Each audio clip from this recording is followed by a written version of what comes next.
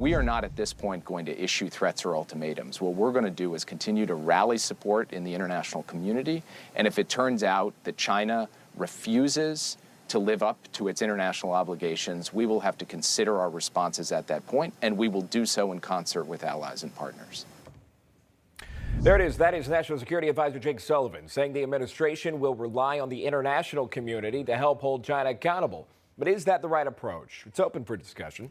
Fred Fleitz is a former National Security Council Chief of Staff and former CIA analyst. Good to see you, Fred, and thanks so much for taking the time. Hey, Sean, good to be here. Yeah, with your knowledge and experience on this, you hear that from Sullivan. What do you make of the administration's approach on this? Well, Sean, last Thursday, a Chinese Foreign Ministry spokesman said that scientists at the Wuhan lab should get the Nobel Prize in medicine and not be punished over the virus. So I don't think China is worried about the Biden administration's approach to investigating the virus or its human rights violations. And why should it be worried? The language in the G7 summit and at NATO was extremely watered down. The word condemned didn't appear. The word genocide didn't appear. And the G7 asked the World Health Organization, which is controlled by China and bungled its first investigation of the virus, to do another investigation. Sean, this is just not a serious policy. Yeah, that's the point that I wanted to hone in on, because the WHO is a major player when it comes to this investigation, this new investigation, if you want to label that what it is or not. But you've now seen an active response by this administration wanting to find the origins of the coronavirus with the assistance of the WHO. But you don't feel confident in that, in finding something new or finding actual truth to it with the WHO involved. Is that correct?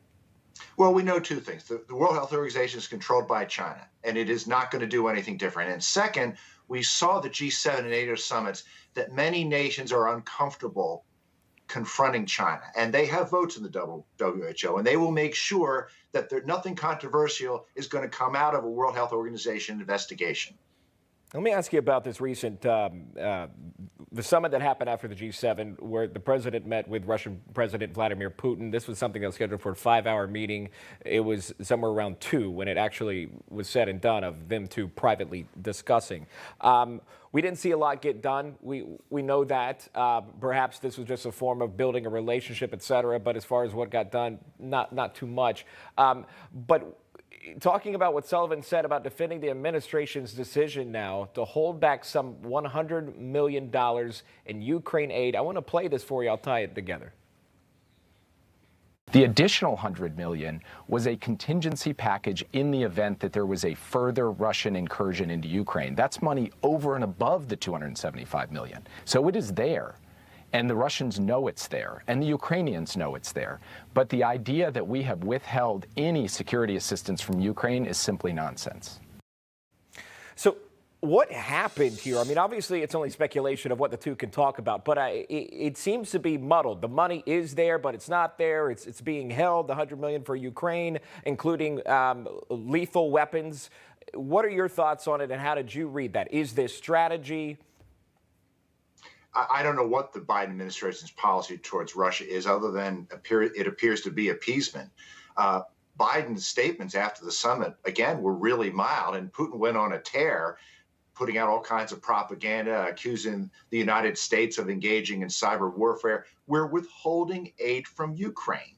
Look, President Trump wouldn't have done that, and I think this is because Biden's objectives, his priorities, are climate change and other frivolous issues that are not real security threats to this country. That's what Biden wants to work with Russia on.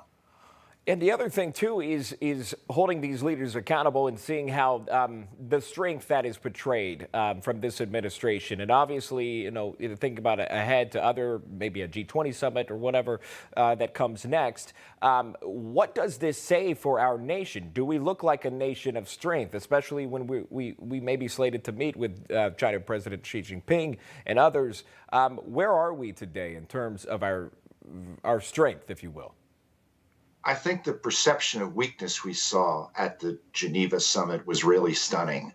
We saw Biden confused and making statements that didn't quite make sense, and a very vibrant and belligerent Vladimir Putin. And, you know, the media hasn't reported that Putin said that Biden called him to walk back the killer comment that Biden made to ABC News. And basically, Putin said he accepted that explanation. Then he went on to accuse the U.S. military and the U.S. government of being killers. I just think this did incredible damage to our reputation worldwide. This summit should never have taken place. Do you see any good that have come out of it? I mean, do you have any highlights or sticking points that you said, well, that looked good, though? I think it was good we're exchanging ambassadors. Even if we have hostile relationships, we should have an ambassador in each capital. That's a good thing. And there were statements that we're going to begin arms control talks. I think the Russians will dominate them, but there's no harm in trying. But I think these very minor accomplishments were overshadowed big time by the perception of incompetence and confusion by our president and how much Putin was on his game. All right, we'll leave it right there with Fred Fleitz. Good to see you, Fred. Thanks so much for your time on this Monday. We do appreciate that. Good to be here.